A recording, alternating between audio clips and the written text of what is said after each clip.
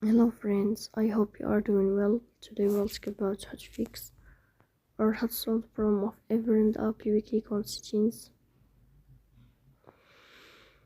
Here we click on apps, default apps, app settings.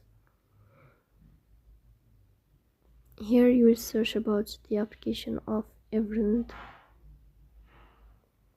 Then we go to first stop and we click OK. Here you will enter to the window of storage.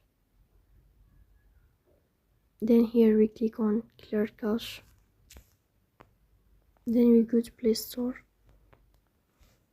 You will search about Everand and we click here. Then you will uninstall your app and you will install it again.